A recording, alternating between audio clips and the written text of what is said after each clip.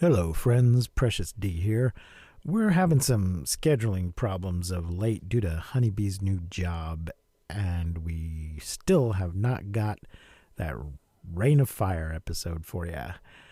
So instead of leaving you with nothing, I'm going to give you another little sneak peek at our Patreon with this patron request episode of Ghost Rider. If you become a patron, you can also request movies for us to talk about as long as we have a manageable number of patrons. And right now, it's a very manageable number.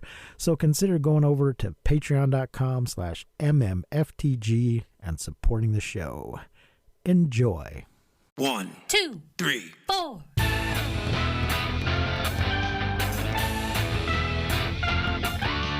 Monster movie. Fun time, go! Monster movie. Fun time, go. Monster Movie. Fun time. Go! Monster movie. Fun time, go. With Precious D and Honeybee. Fun time, go! When you need mealtime inspiration, it's worth shopping Kroger, where you'll find over 30,000 mouth-watering choices that excite your inner foodie. And no matter what tasty choice you make, you'll enjoy our everyday low prices, plus extra ways to save, like digital coupons worth over $600 each week. You can also save up to $1 off per gallon at the pump with fuel points. More savings and more inspiring flavors make shopping Kroger worth it every time. Kroger, fresh for everyone. Fuel restrictions apply. Hello. Welcome, patrons. This is our first patron request show for Chris. Shout out, Chris. We are, excuse me. We're talking about Ghost Rider from 2007. Oh, it I is think- 2007. Yeah, when we were recording with Chris, I thought he said 2004, and I thought the sequel was 2007. This is 2007. The sequel is 2012, I think. Dang, wow. So, based on the Marvel Comics character of Ghost Rider, created by Roy Thomas, Gary Frederick, and Mike Plug, it is 110 minutes. It cost 110 million and made Damn. 228.7 million. Okay. So that's not too bad.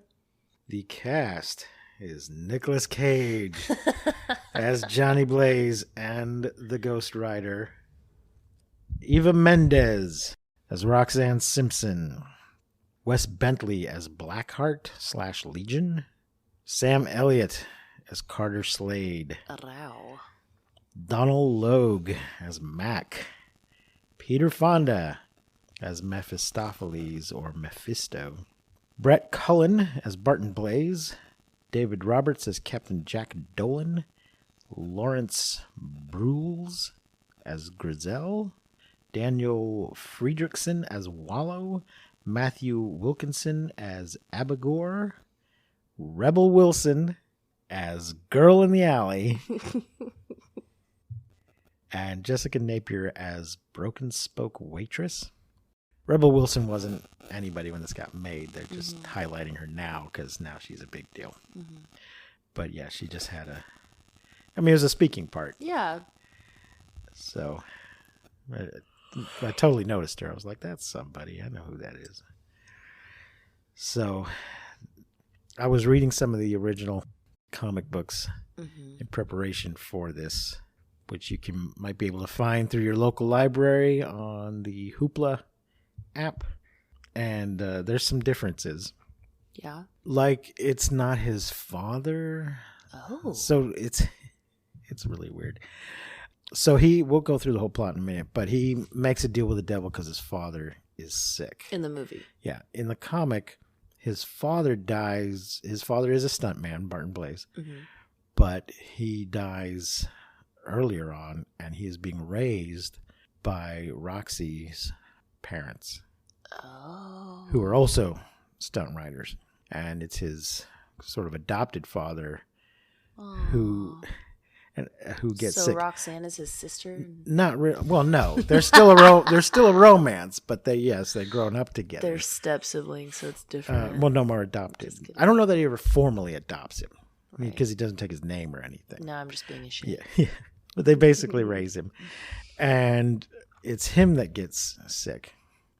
And the other big difference is in the movie, it's more like the devil just sort of takes advantage of him, and he doesn't fully realize what he's doing. In the comic, he straight up summons the devil to make the deal. Shit. And then there's a point later on where it's like, oh, Roxy finds out what's going on, and she's like, oh, I suspected as much. And he's like, what? And she's like, oh, yes, I read your books on demonology that you've left laying around.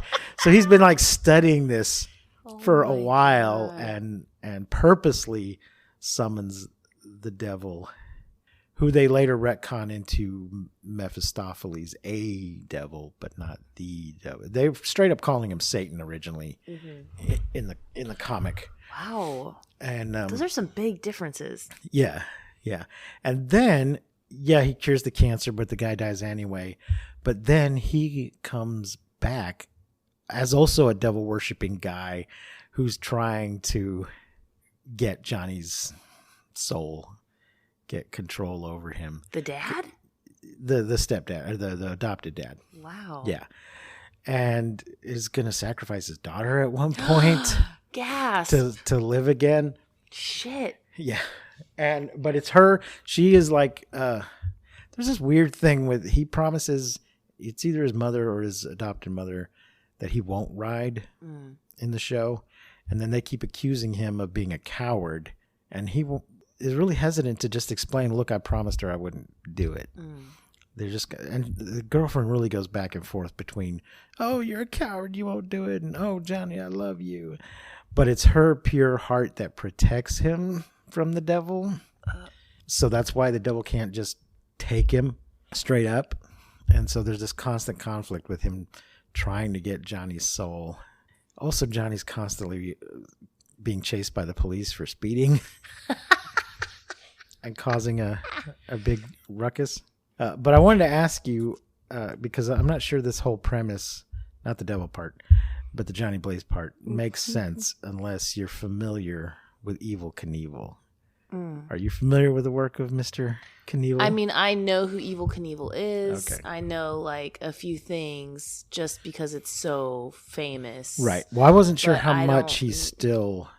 I guess he might have still been doing a little bit when you were a kid. Yeah, I feel like there's even like the latest Toy Story movie, like Toy Story 4 that came out a few years ago. There's like a little toy who's kind of Yes, like an Evel Knievel. he's definitely based on Evel Knievel. Yeah, Well, that's the thing. so- He had toys based on him. He had real toys based on him. I had them.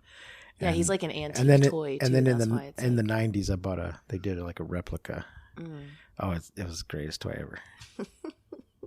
He's a doll on a motorcycle, and you rev it up and then let it go, and he take off, and you can make him jump over stuff. And anyway, the idea of a world famous stunt motorcycle rider might seem a little weird if you're not aware that actually was a thing yeah, I was in the definitely. 70s and 80s. He was huge. His son, Robbie Knievel, who kind of went by the name Captain Knievel, Captain with a K, I think, because he was not an actual captain of anything. Also did a lot of stunt stuff. Some of his stuff was even really more impressive than his father's. Oh. I think because he was just better at math, Oh shit. or hired people that were better at math, working out the numbers of exactly what we need to accomplish this.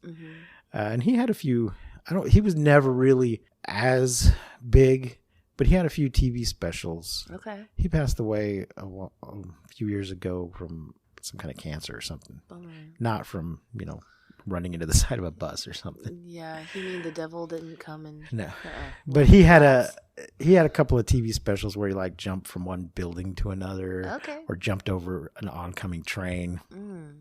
Like the ramp was on the track. Whoa. So after he jumps off of it, the train smashes through it. Whoa.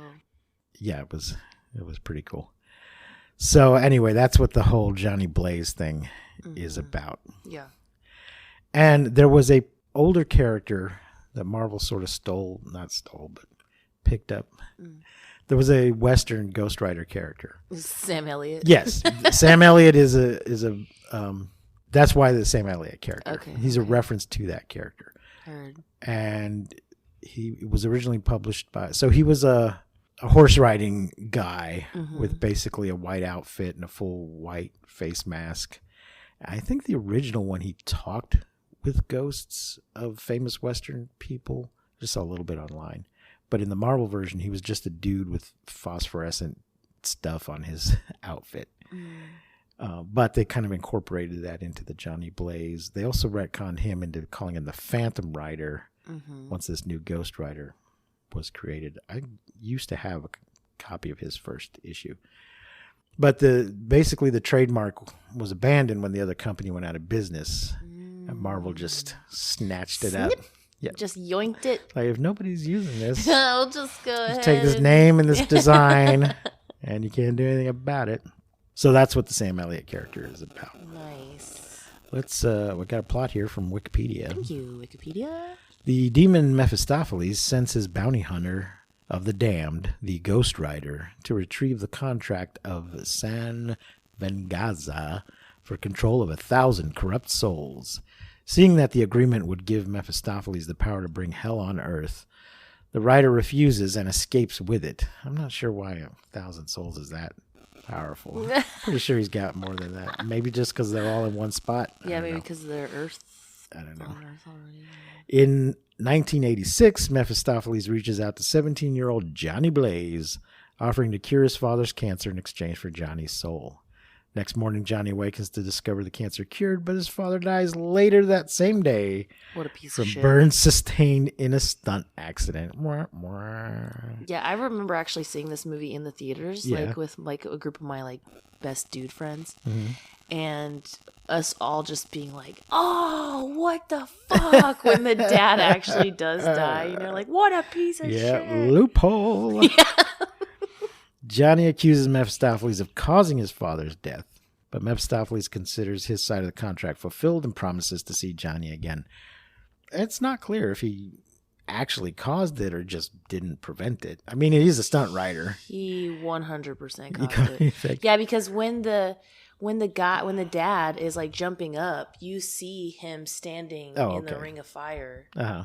like, ugh, and he like after he like crashes and burns, he's like, and then like I disappears. cured his cancer. Mephistopheles' son, Blackheart, comes to Earth and seeks aid from the Hidden, 3 fallen angels bonded with the elements of air, earth, and water. Okay, but we got to talk about Blackheart. Okay.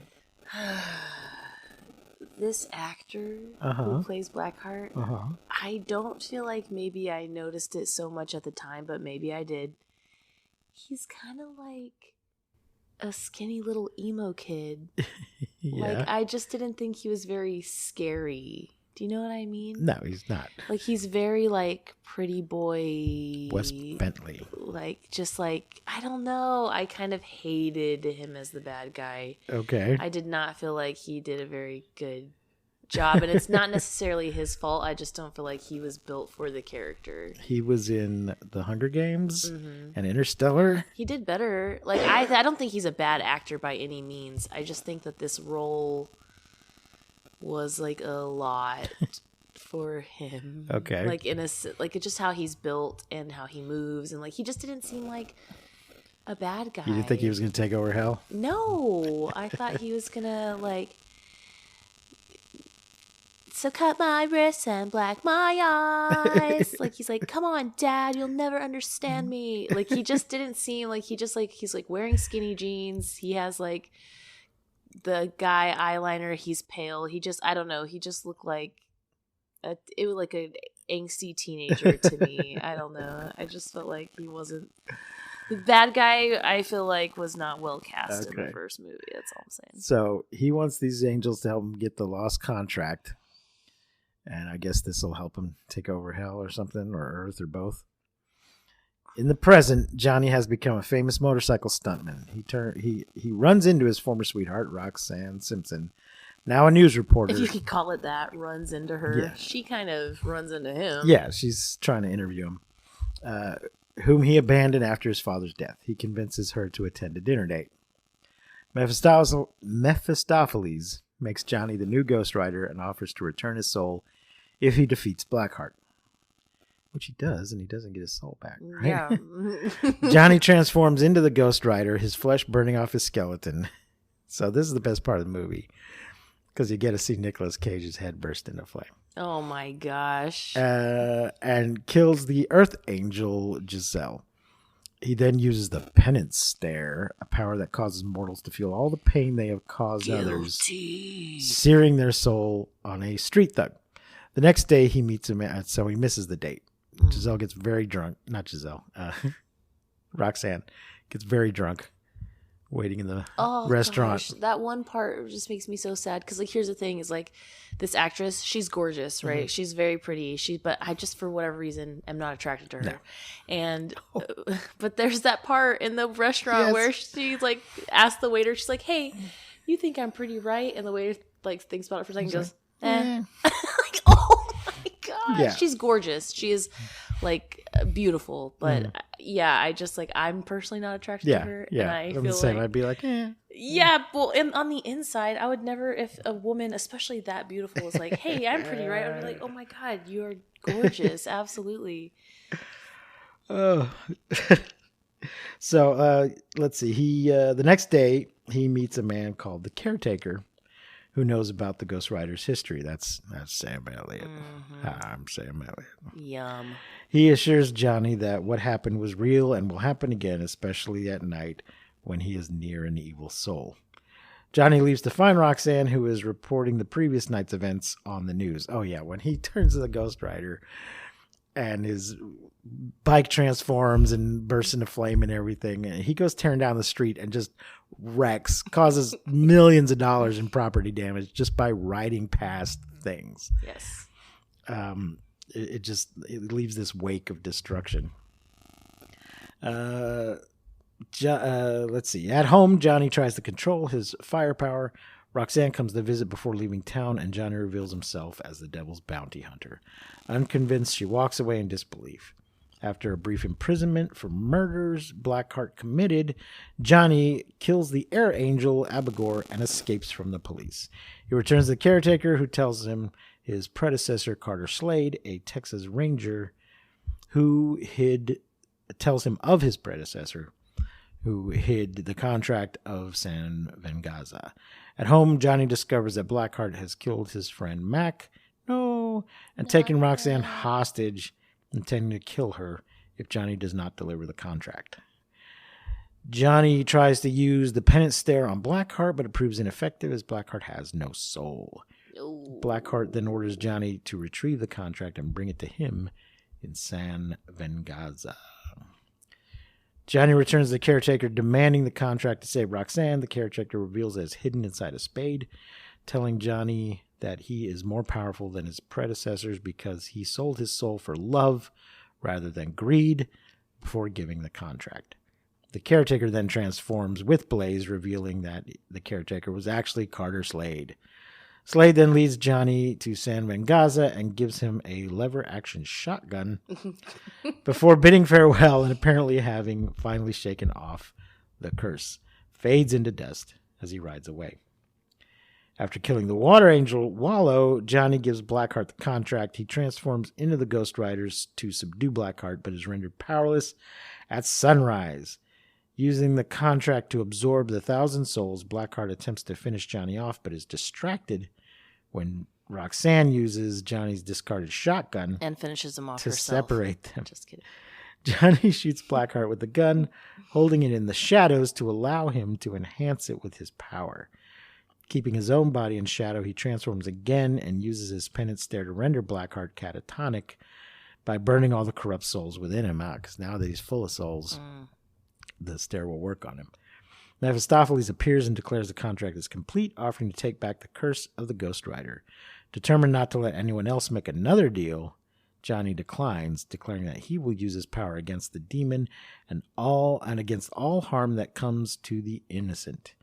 Infuriated, Mephistopheles vows to make Johnny pay and disappears with Blackheart's body. Roxanne tells Johnny that he has his second chance and kisses him. Johnny rides away on his motorcycle, preparing for his new life as the Ghost Rider. Most of that gets ignored in the next movie. One thing that bothered me, they tell us that these fallen angels and Blackheart and whatever, they can't come into hallowed ground, which is why he's okay in the graveyard. Yeah. then they just go strolling into a church later, which is also hallowed ground, to threaten a priest because they're trying to find out where the contract is. I guess they think it's hidden in the church or that the priest knows where it is. So I'm calling bullshit on that. Yeah. Not allowed. So, Honeybee, what did you think of Ghost Rider? Well, okay, so we talked a little bit about this with Chris, but this movie, when it came out, like I remember seeing the previews for it, and like me and all my dudes were like, we're so excited to see it, and we're like, fuck yeah, that's gonna be so good. And then seeing it and being like, what the fuck? It was just kind of like, at the time, it felt really lame. For me. But I also, let's see, 2007, I was in the 8th grade. So maybe 9th grade. So yeah, it was, and we always we have, me and Cody Bickle, one of my best friends, we have this like ongoing joke about how just like terrible Ghost Rider is, and like we always be like, oh yeah, because it's Ghost Rider, so terrible, and then one of us will go guilty. And it's just like so funny. But then coming back to it and watching it now, I did enjoy it, especially like knowing that we were doing it for a patron and like all of this stuff. So I had never seen the second movie. Okay. So, because the first one was just kind of lame. And it wasn't necessarily that it was bad. It was just, like, not cool. Like, I was a hardcore teenager. And I just, I was too cool for this movie when it came out. I feel like as an adult, I enjoyed it a lot more than I did as a shithead teenager. I enjoyed it more as a shithead adult than I did as a shithead teenager. But yeah, I still feel like the first movie is just, it's a little bit lame. Like, it's just not as cool as you want your Ghost Rider to be. You know what I mean? Because it's such a bad, like, it's a dude on a motorcycle in a leather jacket. Like, it just sounds so cool. And then it was kind of like, and he's kind on fire. Yeah. And then it's just kind of silly. Like, just the acting and just kind of everything about it is a little like over the top, just silly. It just feels a little lame. That's like the only word I got for it. But I did enjoy it more watching it now than I did watching it in the 8th grade. Okay. I think Nicolas Cage is at maximum Elvis in this movie. The only one more so is when he plays an Elvis impersonator. I think his accent in this movie, like his kind of like drawl that he has a little bit, just kind of reminds me of Con Air, because he's kind of like country in that movie. He's pretty low key until, and maybe this is on purpose, until he starts transforming, and then he really turns it up to 11, just with his reactions and everything, and just riding down the street, laughing like a maniac, in pain, and just going insane as he's bursting into flame. Did you think? I feel like when he was Ghost Rider, it didn't sound like him. I mean, I know they were doing a Ghost Rider voice effect, but it didn't sound like it was him underneath. I did think that in the first movie, but I did not think that in the second movie. In the second movie, it's very obviously him. But in the first movie, he does sound different. Because he didn't have the same accent or anything. And I don't know if he was doing something different or if they just dubbed it over. I have no idea if he was even doing those scenes, like wearing something over his head that they could CGI over later, or if that was all just a stand-in or stunt person or something. I'm curious. I don't know. Let me see if Wikipedia didn't tells Wikipedia us say that he was both? Well, I mean, as in the cast, that's how he's listed. Instead of a hard drinking and smoking badass Johnny Blaze, Nicolas Cage decided to give him more depth. Oh, I mean, I don't think in the early comics he was drinking and smoking, but maybe later on. But in the few I've read, he's not doing that. Yeah, I don't see. It's not clear here if he was doing it or if somebody else was standing in for him. Let's see. Ghost Rider's voice was manipulated by sound designer Dane Davis. Davis filtered Cage's line readings through 3 different kinds of animal growls that were played backwards and covered separate frequencies. Davis then amplified the dialogue through a mechanical volumizer. So it is his voice. Maybe he just wasn't doing as much of a drawl. He was trying to speak more clearly. I don't know. So, yeah. Can't tell if he was in those scenes in costume and everything. Yeah, I think that my favorite thing about this first movie is probably Sam Elliott.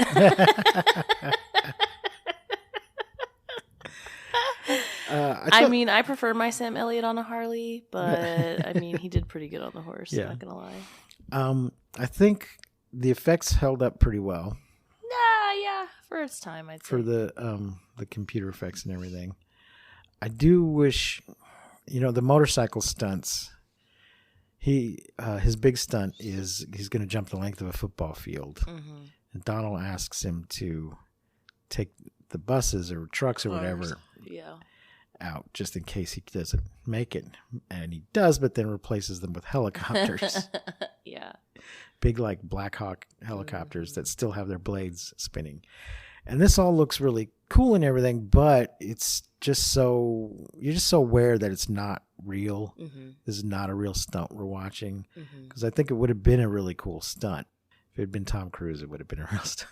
No, I have nothing nice to say about that. So. I'm just saying, the guy does real shit. Well, that's good for him. He's crazy nutbag, but if you see him run down the side of a building, he's really doing it. So what should have been really impressive stuff, you're just kind of aware that you're just watching a cartoon, computer generated thing. Yeah. So that's disappointing.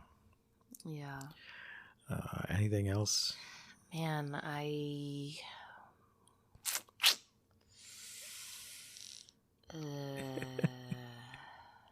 really can't think of anything.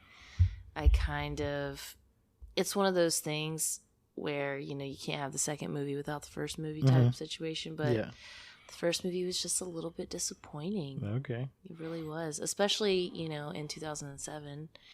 But I do remember going to the theater and seeing it with my boys, and it was a very fond memory, and it will always kind of be that for me, just the nostalgia of that being being a shitty teenager and going to the movies without our parents and our trip pants with our eyeliner to our chins and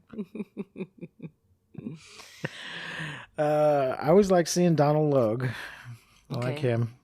I'm a fan of him. I enjoy him. Sorry he had to get killed in this one. yeah, I was gonna say it didn't last very long, but good to see him anyway. This was just right in the middle of his career.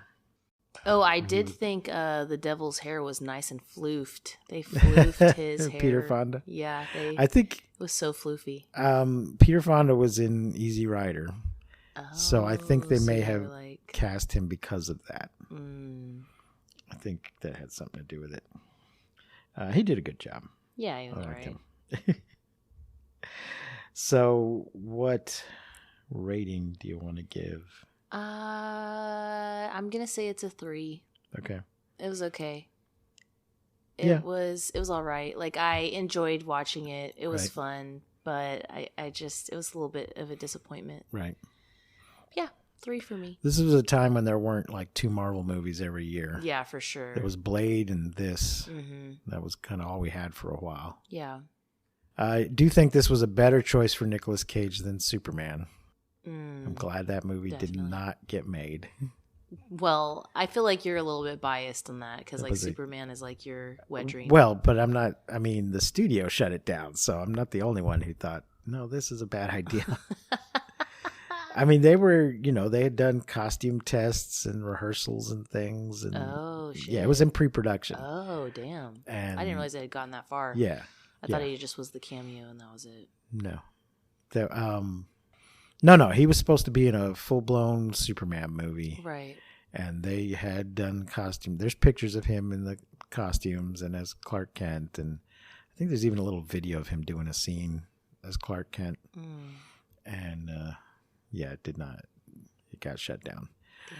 But then, yes, they reference it in the Flash movie Yeah. recently. Yeah, I would consider myself a Nicolas Cage fan. I think more than you for sure. Right. But yeah, this movie was just all right. And I don't really care about Superman. No offense. Well, Nicolas Cage is a Superman fan. yeah. There's actually a little home movie of him like as a teenager running around in a Superman costume trying to do special effects. Cute. And he named his son Kal-El. Yeah. And he used to own a $2 million copy of Action Comics #1 that got stolen and recovered years later.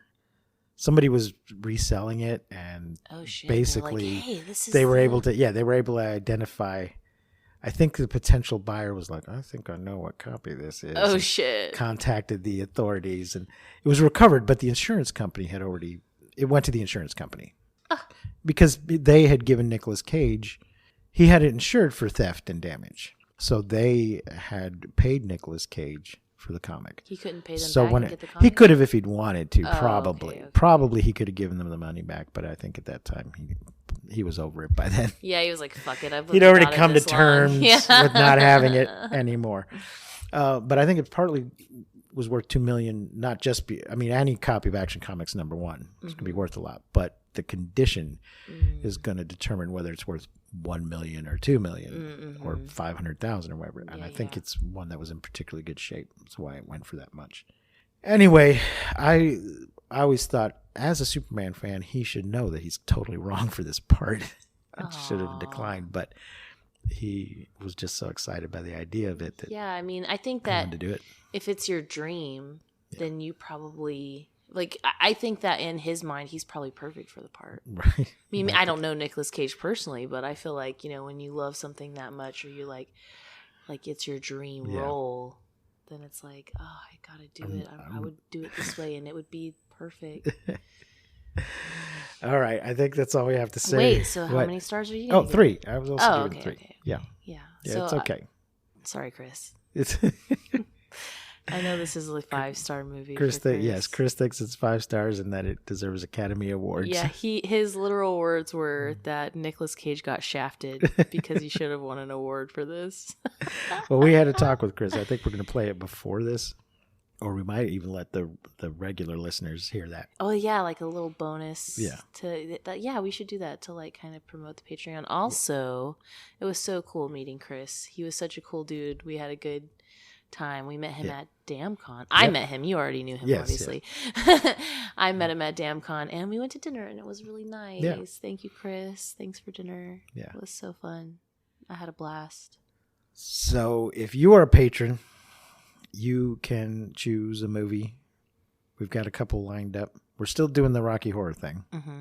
And when we're done with that, we will actually do Rocky Horror. Yes. And the new one. And Oh. Shock Treatment, the sequel. Okay. We're not going to do the new one. I mean, it's Bread. the same thing. Yeah, but it's a remake. We can talk about it if you Okay. want. We'll not do a separate episode about it. Okay, that's but we can fair. talk about other versions that we've seen. Yeah, sure. Or that we've done. that we've been in. Heyo. And Oh yeah, and also if you're a patron and you want to take us to dinner, hit a bitch up. so for our other patron episodes we have lined up are 10 Cloverfield Lane Mm-hmm. and The Mask. Yes. But we'll also be doing the second Ghost Rider movie. We're going to record that in a minute Mm-hmm. and release it in not too much longer after this. Yeah. So tell all your friends, Thanks, patrons. and we'll talk to you next time on Monster Movie Fun Time Go. Guilty.